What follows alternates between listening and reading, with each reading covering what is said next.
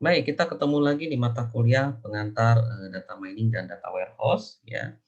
Jadi pada pertemuan keempat ini kita akan bahas mengenai konsep data mining. Di dalamnya nanti ada latar belakang data mining, kemudian tahapan-tahapan proses dalam data mining, kemudian ada apa namanya jenis dan metode dalam data mining. Oke, kita masuk ke latar belakang ya. Jadi latar belakang data mining, jadi kehadiran data mining itu dilatar belakangi dengan problema data explosion yang dialami akhir-akhir ini. Nah, di mana banyak sekali organisasi telah mengumpulkan data sekian tahun lamanya ya, misalkan di situ ada data pembelian, data penjualan ya, kemudian data nasabah, data transaksi dan sebagainya. Nah, hampir semua data tersebut itu dimasukkan menggunakan aplikasi komputer yang digunakan untuk menangani transaksi sehari-hari ya. Nah, itu yang kebanyakan adalah online transaction processing. Nah, jika Anda mempunyai kartu kredit ya, nah sudah pasti Anda bakal sering menerima berisi brosur penawaran ya di situ atau jasa ya, penawaran barang atau jasa.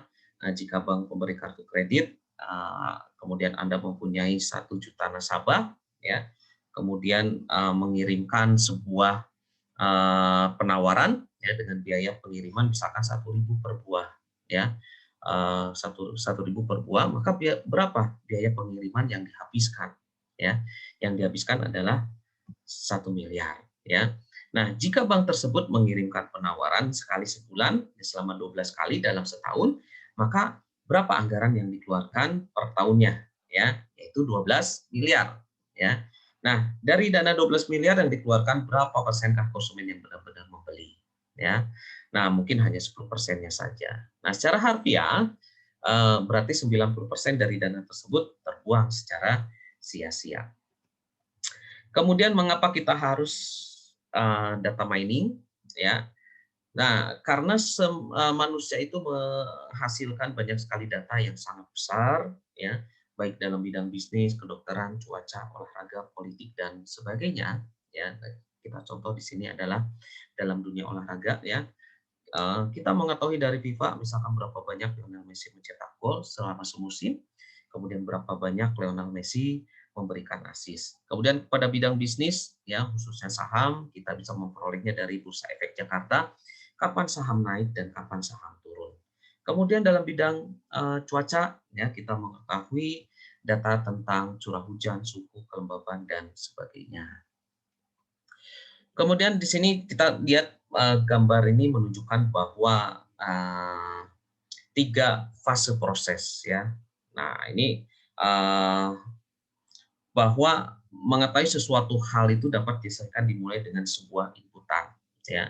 Dalam hal ini data ya, kemudian diproses sehingga menghasilkan sebuah keluaran. Nah, tentunya di dalam data mining ya juga mengalami fase tersebut ya. Yang membedakannya adalah pada data mining yang menjadi inputan adalah himpunan data ya. Prosesnya apa? Prosesnya adalah algoritma atau metode dalam data mining itu sendiri. Dan keluarannya adalah berupa pengetahuan ya atau bentuk pola ya.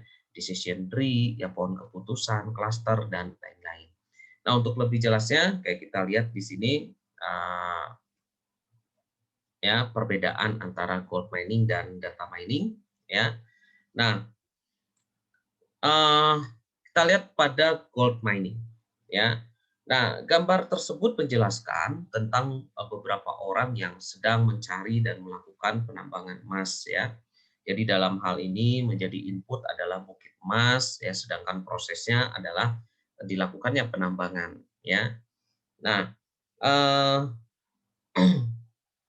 Nah, tentunya dengan melakukan penambangan itu harus ada dimulainya dengan identifikasi titik ya, itu pada Bukit Mas ya, di mana emas itu berada dan dilanjutkan dengan proses penggalian sampai mendapatkan emas sebagai outputnya.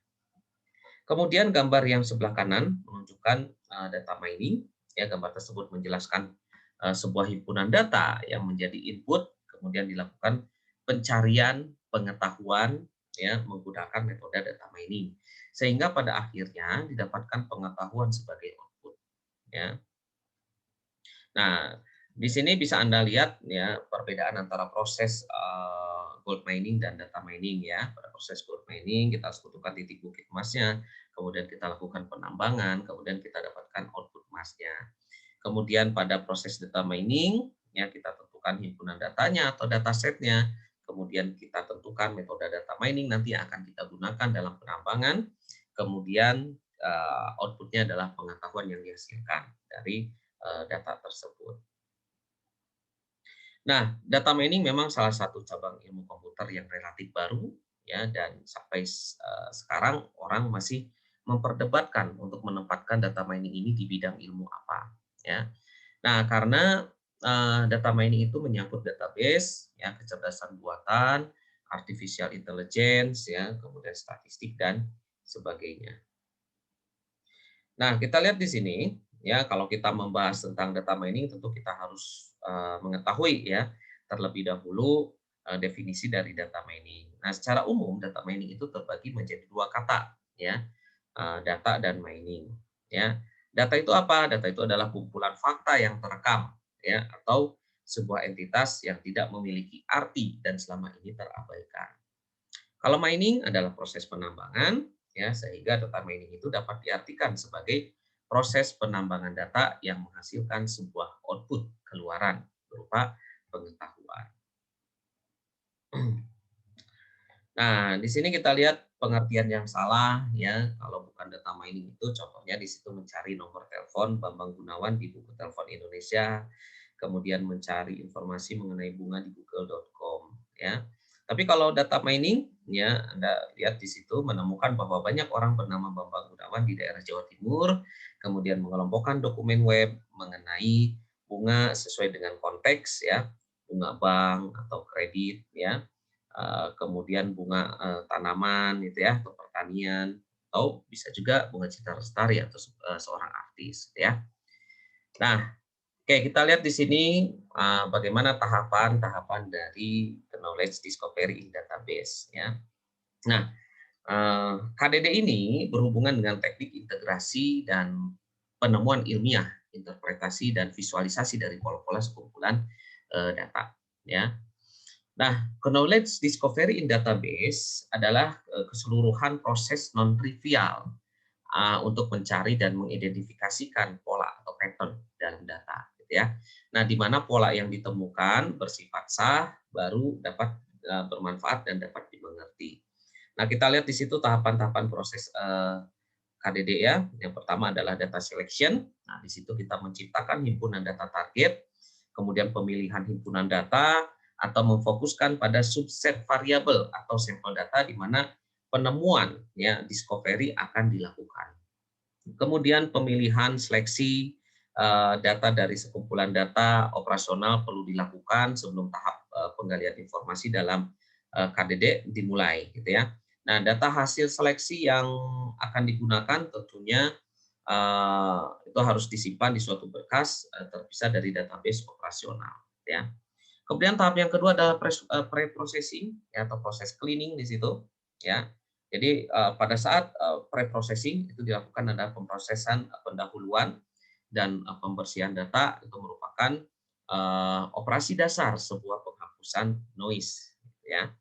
Kemudian sebelum proses data mining dapat dilaksanakan, perlu dilakukan proses cleaning pada data menjadi fokus knowledge discovery in database. Kemudian proses cleaning itu mencakup antara lain kita harus membuang duplikasi data, ya. Kita harus memeriksa data yang inkonsistensi, ya. Kemudian memperbaiki kesalahan pada data, ya seperti kesalahan cetak atau tipografi, gitu ya. Kemudian dilakukan proses enrichment ya, yaitu proses untuk memperkaya data yang sudah ada dengan data atau informasi lain yang relevan ya dan diperlukan untuk proses KDD ya. Nah, seperti data atau informasi eksternal. Nah, kemudian kita lakukan proses transformation ya. Di situ kita akan melakukan pencarian fitur-fitur yang berguna ya untuk mempresentasikan data bergantung kepada goal yang ingin kita capai ya. Kemudian proses transformasi ini pada data yang telah dipilih, ya. Ini data tersebut sesuai untuk proses data mining, ya. Jadi proses ini merupakan proses kreatif dan sangat tergantung pada jenis atau pola informasi yang akan dicari dalam basis data, ya. Kemudian proses yang keempat adalah proses data mining itu sendiri, ya, di mana kita lakukan pemilihan tugas data mining, ya. Jadi pemilihan goal dari proses KDD ini misalnya kita menggunakan teknik atau metode klasifikasi, regresi, clustering dan lain-lain.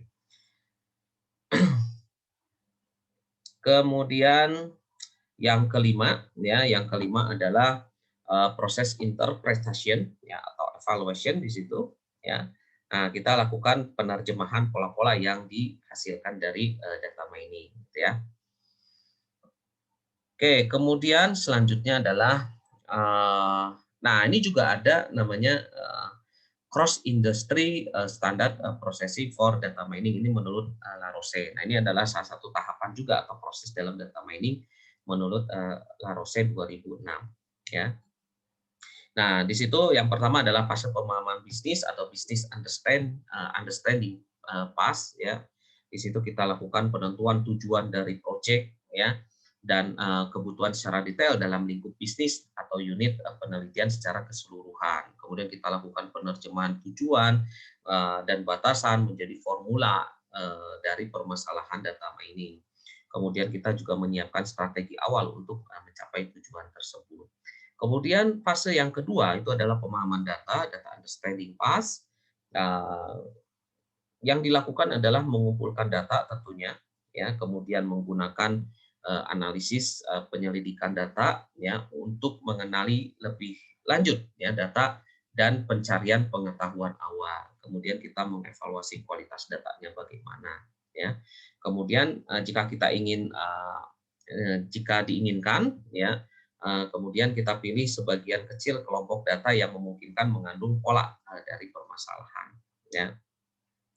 Kemudian yang ketiga adalah fase pengolahan data, data preparation phase, ya. Di situ kita harus menyiapkan data dari awal tentunya, kemudian kumpulan data yang akan digunakan untuk keseluruhan fase berikutnya. Kemudian fase ini merupakan pekerjaan yang cukup berat, ya, karena perlu dilaksanakan secara intensif, ya. Nah, kemudian kita harus pilih kasus dan variabel yang ingin kita analisis dan sesuai dengan analisis yang akan dilakukan. Kemudian kita harus melakukan perubahan pada beberapa variabel jika dibutuhkan. Kemudian kita harus siapkan data awal sehingga siap untuk perangkat pemodelan, ya. Kemudian fase yang keempat adalah fase pemodelan, ya, atau modeling phase. Nah, di situ apa yang harus kita lakukan di situ? Yang kita lakukan adalah kita harus memilih aplikasi atau teknik pemodelan yang sesuai, ya, apakah clustering, klasifikasi, gitu ya, regression dan lain-lain. Kemudian kita harus lakukan kalibrasi, ya, aturan dari model untuk mengoptimalkan hasil, ya. Kemudian perlu diperhatikan bahwa beberapa teknik mungkin untuk digunakan pada permasalahan data mining yang sama, ya. Nah, jika diperlukan, ya, proses itu dapat kembali ke fase pengolahan data, ya, untuk menjadikan data ke dalam bentuk yang sesuai, ya, dengan spesifikasi kebutuhan teknik data mining tertentu. Kemudian yang kelima adalah fase evaluasi, ya, evaluation phase, ya. Nah, di situ kita akan mengevaluasi satu atau lebih model yang digunakan dalam fase pemodelan untuk mendapatkan kualitas dan efektivitas sebelum disebarkan untuk digunakan, ya.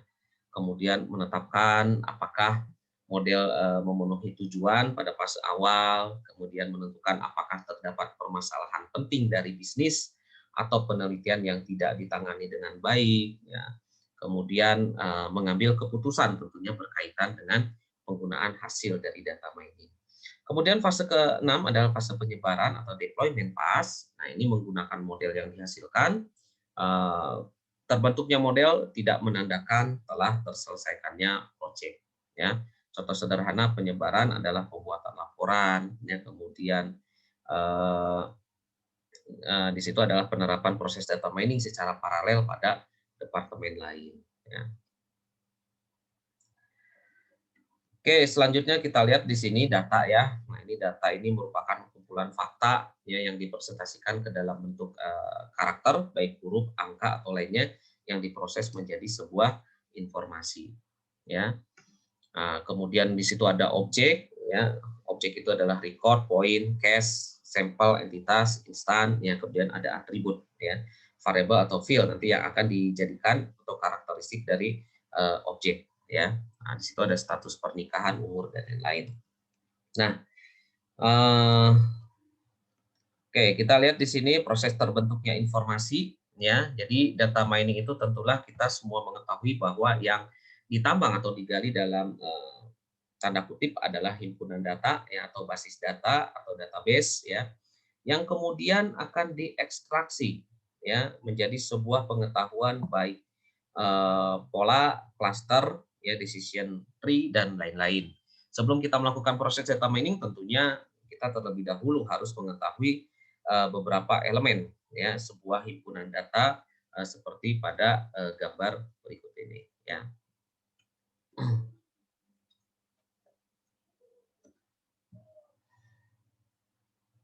Nah, kita lihat di sini ya, market beberapa jenis data mining ya. Beberapa jenis data mining ya, ada market basket analysis, kemudian ada memory based reasoning ya, cluster detection ya, link analysis ya, ini adalah jenis-jenis data mining ya. Nah, market basket analysis ini adalah himpunan data yang dijadikan sebagai objek penelitian pada area data mining. Ya, jadi pada market basket analysis ini adalah proses untuk menganalisis kebiasaan pelanggan ya dalam menyimpan item-item yang akan dibeli ke dalam keranjang belanjanya ya. Nah, market basket analysis ini memanfaatkan data transaksi penjualan ya untuk dianalisis sehingga dapat ditemukan pola berupa item-item yang cenderung muncul bersama dalam sebuah transaksi ya. Nah, selanjutnya pola yang ditemukan nanti dapat dimanfaatkan untuk merancang strategi penjualan ya atau pemasaran yang efektif, yaitu dengan menempatkan item-item yang sering dibeli bersamaan dengan sebuah area yang berdekatan. Kemudian merancang tampilan item-item di katalog, merancang kupon diskon gitu ya untuk diberikan kepada pelanggan ya. Tentunya yang membeli ya item tersebut. Oke, kemudian memory based reasoning ya, di situ metode klasifikasi yang digabungkan dengan penalaran berbasis memori ya. Jadi proses penggunaan suatu data set ya untuk membuat model dari prediksi atau asumsi-asumsi yang dapat dibuat tentang objek baru yang diperkenalkan. Kemudian cluster detection, ada dua pendekatan ya untuk cluster ya. Pendekatan pertama mengasumsikan bahwa sejumlah cluster sudah tersimpan ya, sudah tersimpan dalam data. Jadi tujuannya adalah untuk memecah data ke dalam cluster ya. Nah, pendekatan ini disebut dengan clustering ya, clustering aglomeratif ya. Nah, dengan asumsi keberadaan setiap jumlah yang telah ditetapkan klaster, tentu setiap item keluar di klaster sendiri dan proses terjadi berulang-ulang yang berupaya untuk menggabungkan klaster meskipun proses komputasi itu sama. Kemudian link analisis ya, ini adalah proses mencari dan membangun hubungan antara objek dalam kumpulan data ya, juga mencirikan sifat yang berkaitan dengan hubungan antara dua objek. Nah, link analisis ini berguna untuk aplikasi analitis yang mengandalkan teori grafik ya untuk mengambil kesimpulan ya. Nah, selain link analisis juga berguna untuk proses optimasi ya. Kemudian rule induction ya. Ini adalah ekstraksi aturan ya, sebab akibat ya dari data secara statistik ya, identifikasi aturan bisnis yang tersimpan dalam data ya. Metode berhubungan dengan induksi aturan yang digunakan untuk proses penemuan. Salah satu pendekatan untuk penemuan aturan adalah menggunakan pohon keputusan ya. Kemudian neural network ya, ini adalah model prediksi non linear yang melakukan pembelajaran melalui latihan, ya, atau training, ya, dan menyerupai struktur jaringan neural, ya, yang terdapat pada makhluk hidup. Nah, mampu menurunkan eh, pengertian dari data yang kompleks dan tidak jelas, dan dapat digunakan pula untuk mengekstraksi pola dan mendeteksi tren-tren yang sampai kompleks untuk dibicarakan baik oleh manusia maupun teknik komputer lainnya.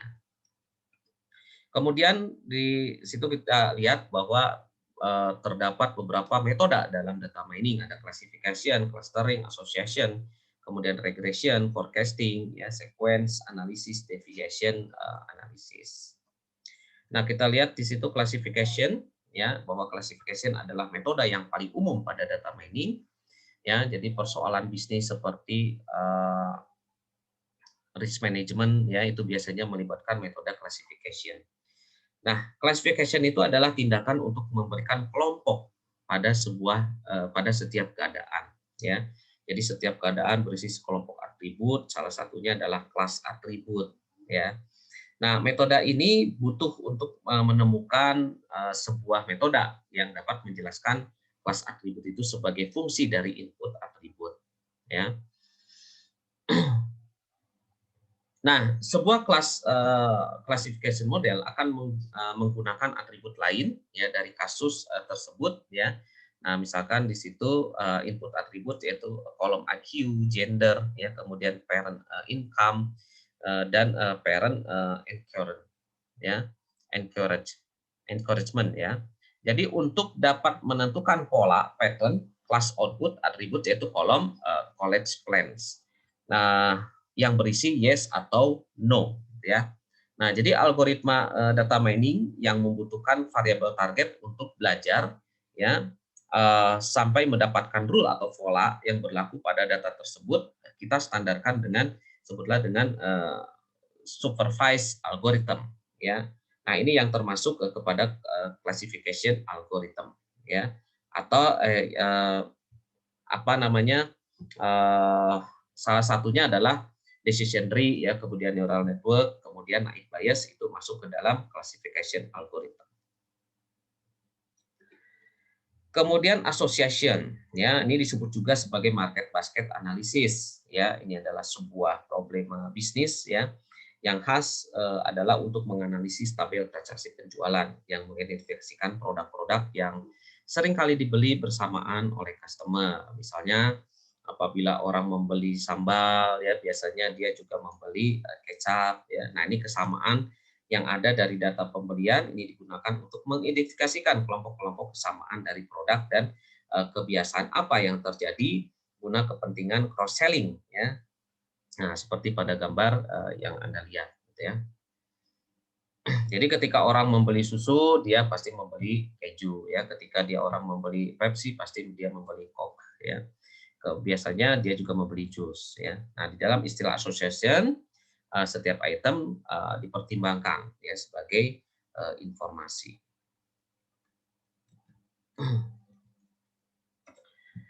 Kemudian regression, ya. Nah, metode regression ini mirip dengan metode classification, ya. Yang membedakannya adalah metode regression tidak bisa mencari pola yang dijabarkan sebagai kelas, ya. Metode regression bertujuan untuk mencari pola dan menentukan sebuah nilai numerik. Sebuah teknik linear line fitting, ya, sederhana adalah sebuah contoh dari regression, di mana hasilnya adalah sebuah fungsi untuk menentukan hasil yang berdasarkan nilai dari input. Nah, bentuk yang lebih canggih dari regression ini sudah mendukung input berupa kategori, ya. Jadi tidak hanya input berupa numerik, teknik yang paling populer yang digunakan untuk regression adalah linear regression, ya, dan logistic regression, ya. Nah, teknik lain yang didukung oleh SQL Server data mining adalah regression tree, ya. Ini bagian dari algoritma Microsoft decision tree, ya, dan neural network. Nah, jadi regression ini digunakan untuk memecah banyak problem bisnis, ya. Contohnya untuk memperkirakan metode distribusi, ya kapasitas distribusi, kemudian musim, dan untuk memperkirakan kecepatan angin ya berdasarkan temperatur, tekanan udara, dan kelembaban. Oke, kemudian forecasting. Nah, ini forecasting juga adalah metode data mining yang sangat penting. Contohnya digunakan untuk menjawab pertanyaan seperti berikut. Seperti apa yang terjadi atau seperti apa jadinya jika nilai saham dari Microsoft Corporation ya pada Nasdaq ya disimbolkan dengan MS apa di situ MSVT ya pada keesokan hari ya. Sebanyak apa penjualan produk tertentu pada bulan depan, gitu ya. Nah, teknik forecasting dapat membantu menjawab pertanyaan-pertanyaan tersebut, ya. Sebagai inputnya, teknik forecasting itu akan mengambil sederetan angka yang menunjukkan nilai yang berjalan seiring waktu, dan kemudian teknik forecasting ini akan menghubungkan nilai masa depan ya dengan menggunakan bermacam-macam teknik machine learning dan teknik statistik tentunya yang berhubungan dengan musim, tren, dan noise pada data. Ya. Kemudian kita lihat sequence analysis ya, ini digunakan untuk mencari pola pada serangkaian kejadian yang disebut dengan sequence ya. Nah, itu sebagai contoh adalah sebuah DNA terdiri dari rangkaian bagian A, G, kemudian C, T ya. Dan rangkaian pada sebuah website ya berisi URL ya. Jadi pada kejadian nyata ini Anda mungkin memodelkan pembelian oleh pelanggan sebagai sebuah sequence atau rangkaian data rangkaian tersebut adalah misalkan di situ adalah pertama-tama seorang pelanggan membeli komputer, kemudian membeli speaker, dan akhirnya akan membeli sebuah webcam ya. Baik sequence maupun time series data ya mempunyai kemiripan. Mereka sama-sama berisi tinjauan berdekatan yang urutannya bergantung ya. Jadi bedanya adalah sebuah time series dan time series itu berisi data bertipe numerik dan sequence series itu berisi data yang khas.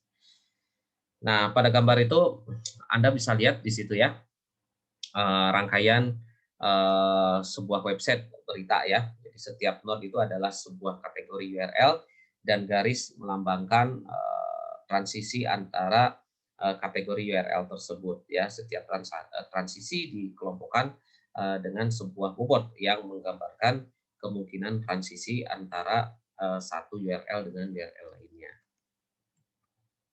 Kemudian deviation analisis ya. Nah, ini deviation analisis ini digunakan untuk mencari kasus yang bertindak sangat berbeda dari normalnya. Jadi deviation analisis itu penggunaannya sangat luas. Yang paling umum menggunakan metode ini adalah pendeteksian penyalahgunaan kartu kredit. Nah, mengidentifikasikan kasus yang tidak normal di antara jutaan transaksi adalah pekerjaan yang sangat menantang. Ya. Penggunaan yang lainnya misalnya pendeteksian gangguan jaringan komputer, analisa kesalahan produksi, dan lain-lain. Nah, tidak ada teknik standar dalam deviation analysis, hanya saja biasanya para analis itu menggunakan decision tree, clustering, dan neural network untuk pekerjaan ini. Oke, kemudian clustering ya. Nah, clustering juga disebut sebagai segmentasi ya. Nah, di sini segmentasi atau segmentation. Jadi metode ini digunakan untuk mengidentifikasi kelompok alami ya dari sebuah kasus yang didasarkan pada sebuah kelompok atribut. Kemudian mengelompokkan data yang memiliki kemiripan atribut. Nah, gambar ini menunjukkan kelompok data pelanggan sederhana ya yang berisi dua atribut yaitu age, umur, dan income ya pendapatan. Jadi algoritma clustering itu mengelompokkan kelompok data ke dalam 3 segmen berdasarkan kedua atribut ini. Yaitu yang pertama adalah klaster 1 berisi populasi berusia muda dengan pendapatan rendah, kemudian klaster 2 berisi populasi berusia menengah dengan pendapatan yang lebih tinggi, klaster ketiga berisi populasi berusia tua dengan pendapatan yang relatif rendah. Jadi clustering ini adalah metode data mining yang unsupervised ya. Eh, jadi karena tidak ada atribut pun yang digunakan untuk memandu proses pembelajaran, jadi seluruh atribut input diberlakukan sama. Ya. Nah, kebanyakan algoritma clustering membangun sebuah model melalui serangkaian pengulangan, ya, dan berhenti ketika model tersebut telah memusat atau berkumpul. eh, Ya, Anda lihat di situ batasan dari segmentasi ini telah stabil, ya.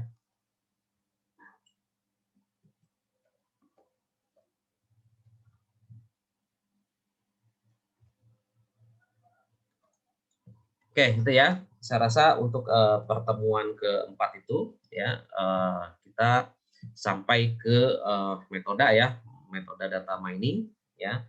Jadi silakan kalau ada yang mau bertanya bisa diajukan, ya. Terima kasih.